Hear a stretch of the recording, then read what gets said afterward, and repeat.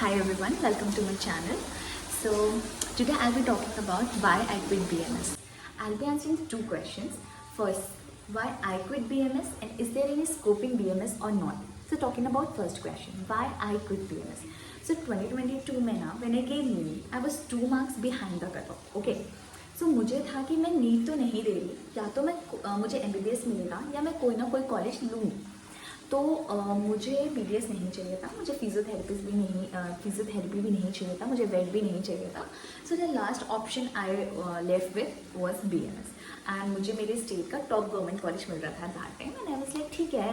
और मैंने जब बहुत रिसर्च किया गॉट टू नो कि इसमें मॉडर्न पोर्शन भी है एंड एंशिएंट पोर्शन भी है. So I was so convinced that okay I will be leveraged. मुझे दोनों चीज़ें पढ़ने मिल रही है, मॉडर्न भी एंड एंशियंट भी. तो how I am going to be hind क्या होता है MBBS का टैग. मुझे टैग के लिए कभी भी MBBS नहीं चाहिए था वैसे भी, तो मुझे कोई फर्क नहीं पड़ता था, मैंने ले लिया कॉलेज.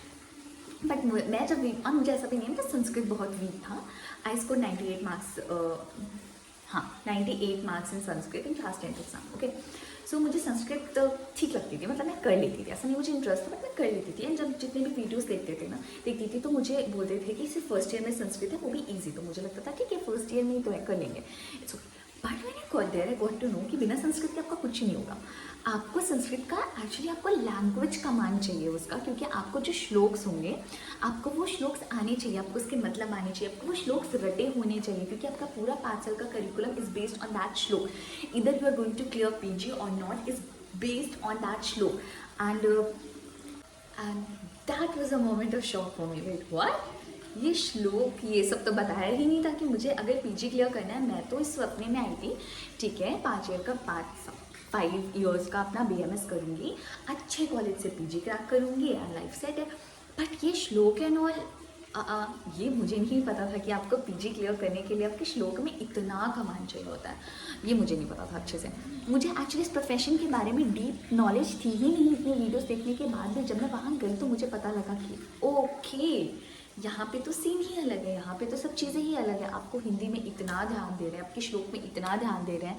मुझे ये नहीं बताया जा रहा है कि आपका ब्लड का फॉर्मेशन कैसे होता है, बट आपको ये बताया जा रहा है कि देयर वाज सम श्लोक कि अगर ब्लड का कलर ऐसा है तो वो प्योर होता है, इम्प्योर होता है. मुझे वात पित्त कफ बताया जा रहा है which is important I guess, I don't know, but मुझे वो सब नहीं समझ आ रहा था. तो वो लोग जिनको वो श्लोक में वो बेसिकली वो अलग ही साइंस है एक. Ayurveda is a different science all together.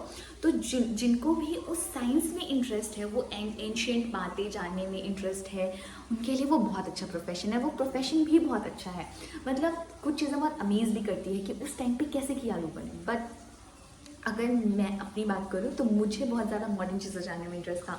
मुझे इंटरेस्ट था कि अगर ये चीज़ हो रही है तो क्यों हो रही है, कैसे हो रही है, अभी कैसे हो रही है, ये डिसीज़ कैसे हो रहा है. ये मुझे बेसिकली मैं मॉडर्न चीज़ों के लिए गई थी. मुझे लगता था कि मैं अपना फोकस तो मॉडर्न पे ही रखूँगी, एंशिएंट मैं जान लूँगी.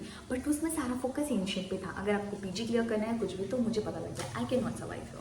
इतना श्लोक, इतनी हिंदी, मुझे ना कॉलेज जाने में मज़ा आता था ना मुझे इस प्रोफेशन में मज़ा आता था. It was in for me, I got to know that and then I decided. मैंने एक्चुअली उस ईयर नीट नहीं दिया जिस ईयर मैंने कॉलेज लिया, क्योंकि मैं बहुत ही डिटर्मिन थी कि नहीं हम तो कर लेंगे. मतलब मेरा ओवर कॉन्फिडेंस हमेशा ऑन पीक रहता है. I always take wrong decision for me. No sorry I do not always take wrong decision for me.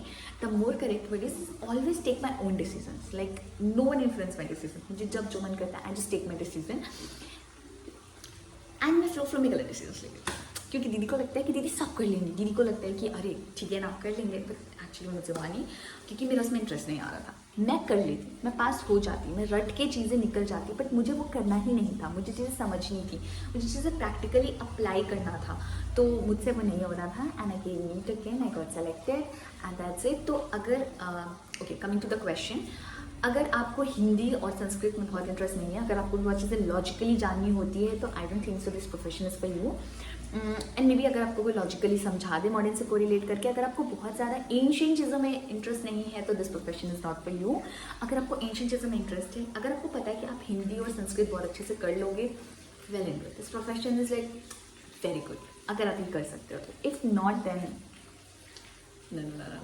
Okay. And scope, talking about scope, बहुत अच्छा स्कोप है. आप पीजी करो, आप कहीं अच्छी जगह से पीजी करो तो स्कोप भी बहुत अच्छा है इस प्रोफेशन में actually. Not less than MBBS and your पे is also not less than MBBS. सो ऐसा कुछ भी नहीं है, but it completely depends on your interest. So that's it about today.